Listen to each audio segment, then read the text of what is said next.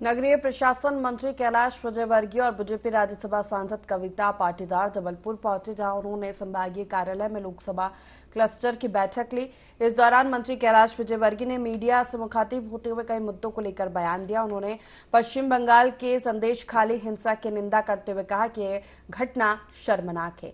TMC सरकार में महिलाओं का शोषण हो रहा है। तो वहीं मंत्री विजयवर्गीय ने राजधानी दिल्ली में हो रहे किसानों के आंदोलन पर कहा कि सरकार ने किसानों के सामने बहुत सारे प्रस्ताव रखे, लेकिन लोगों द्वारा आंदोलन को ही एजेंडा बनाया जा रहा है। साथ ही उन्होंने पूर्व सीएम कमलनाथ के बीजेपी में शामिल होने की खबर पर कहा कि कमलनाथ जैसे नेताओं की भारतीय जनता पार्टी में कोई जरूरत नहीं है।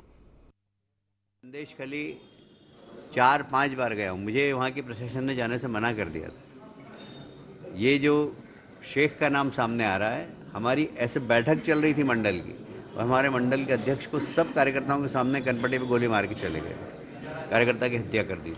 और पुलिस ने इनको साल भर तक गिरफ्तार नहीं किया, साल भर तक घूमते रहे। फिर मैंने जाके धरना दिया था, तब उन्होंने गिरफ्तारी की औपचारिकता की थी, और वो भी अज्ञात लोगों के नाम से रिपोर्ट लिखी। इनको शंका के आधार पर बरी कर दिया गया। तो वहाँ गुंडे, पुलिस और राजनेताओं का नेक्सस चल रहा है, वहाँ डेमोक्रेसी है ही नहीं।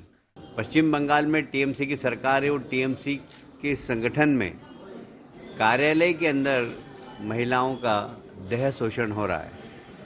और ये पूरी की पूरी बात आपने कल देखा होगा, कम्युनिस्ट पार्टी की नेता वृंदा कारंत भी गई थी, उनसे भी महिलाएं मिली, हमारे लोगों से भी महिलाएं मिली है। उनके पास पट्टे हैं पर जमीन नहीं है।